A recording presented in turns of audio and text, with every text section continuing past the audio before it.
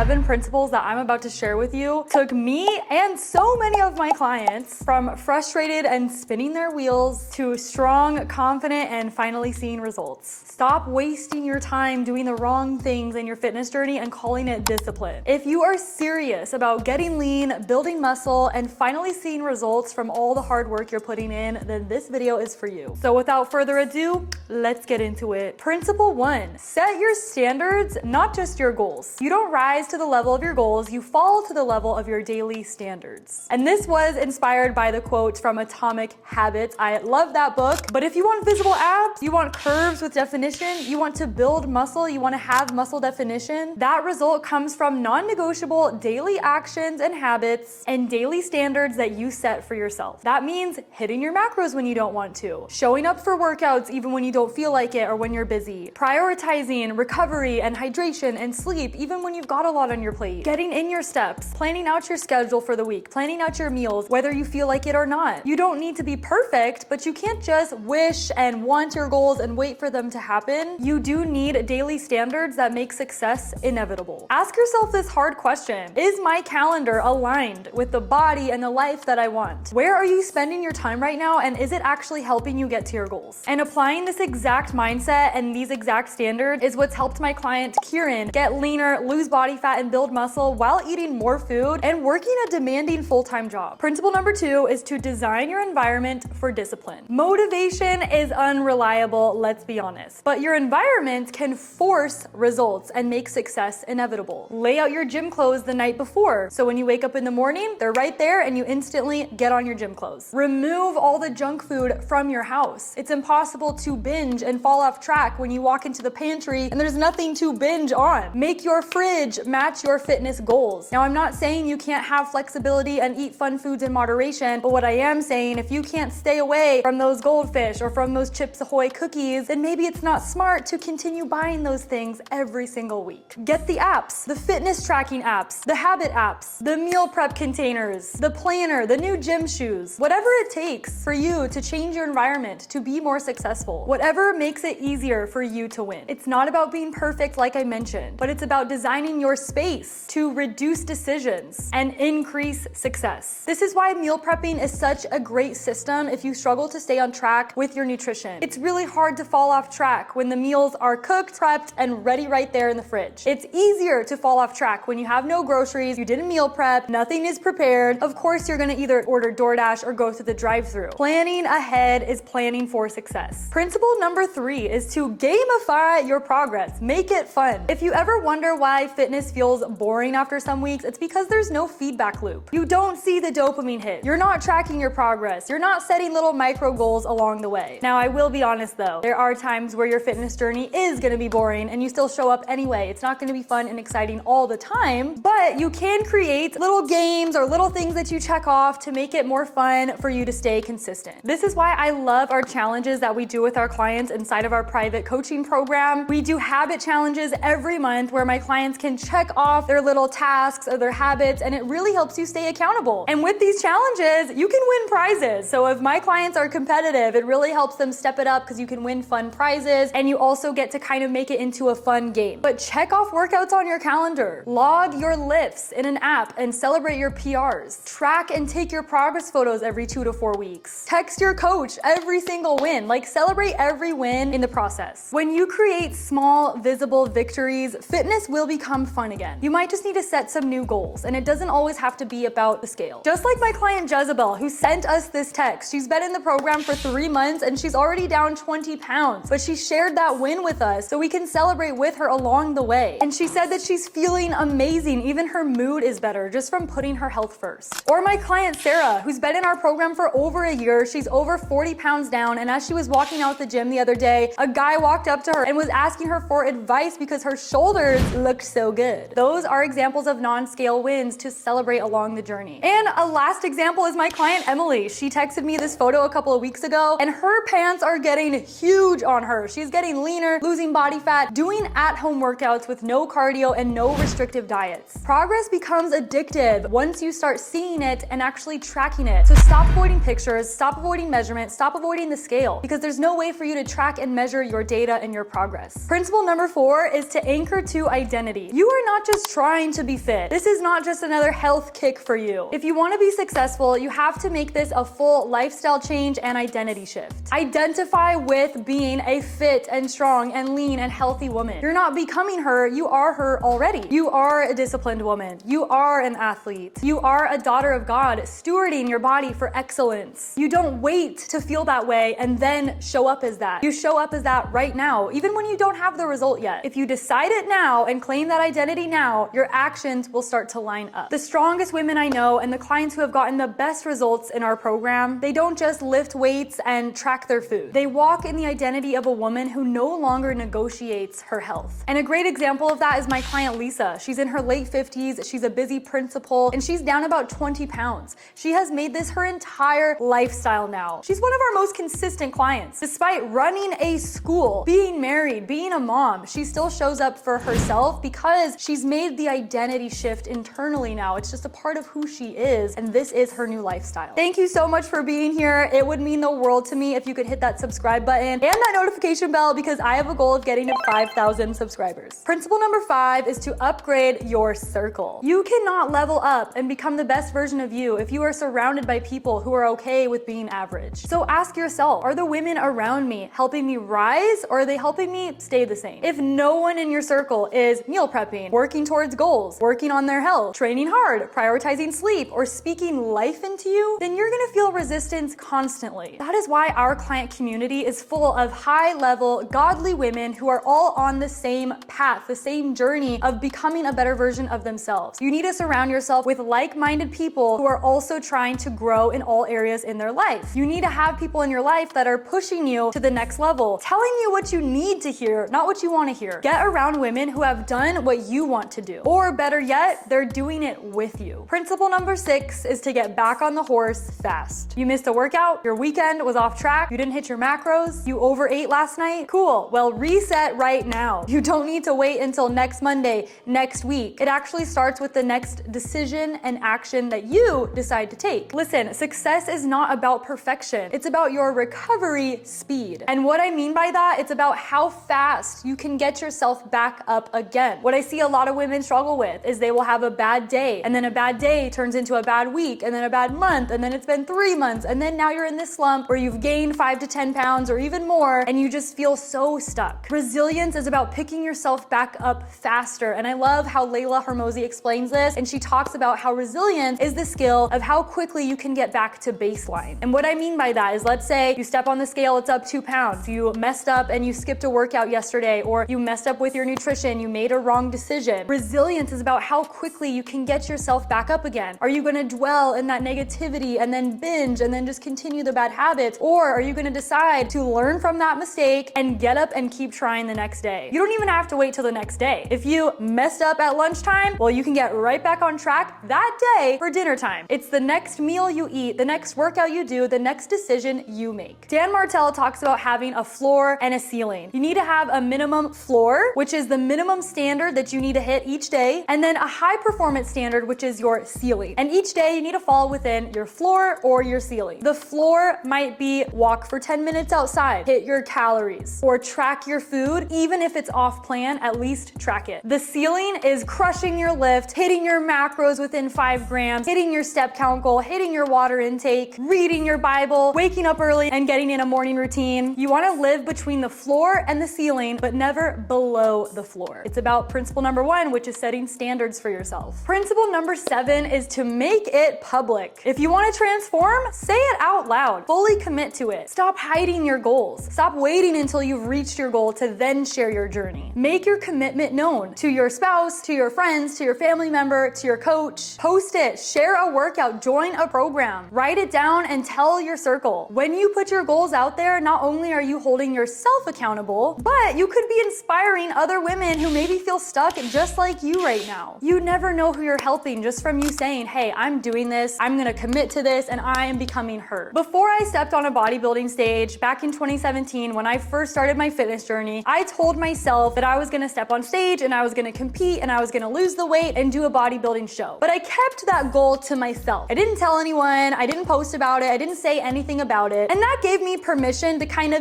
push that goal to the side. And so I would have years where I was like, I'm gonna do it, I'm gonna commit, I hired a coach, and I was gonna do this, and then I backed out. And it took me 7 years, from 2017 to 2024, to finally step on stage, which I finally did last year, and I'll put pictures of my show here. But it took me 7 years to follow through with that commitment and that goal that I set for myself. Why? Because I was scared. I was waiting until the perfect time. I didn't know if I could do it. I questioned myself. I didn't know if I was ready. And I also didn't really talk about it with people. And so that gave me permission to not really show up for that goal. But when I finally committed to stepping on stage, I blasted it everywhere. I started posting about it. I was making podcasts about it. I shared my prep journey the entire time. And so I knew that there was no backing out. I had to fully commit. I had to go all in. And all the fears that I was afraid of, am I gonna fail? Am I gonna fall on stage? Am I not gonna be able to do this? None of those fears actually happened. Your dream body doesn't need another restart. It just needs a blueprint and a higher standard. Make this the last time you ever start over again. Just make this your full lifestyle and fully commit to your goals, no matter your circumstances, your conditions. If you're worried, if you are questioning yourself, you gotta go for it anyway, because what's your other option? You can stay exactly how you are right now. And I'm sure you don't want that. You wanna grow. That's why you're watching this video. But if you wanna hear 10 brutal truths that will give you an unfair advantage in your fitness journey, then make sure you click on this next video.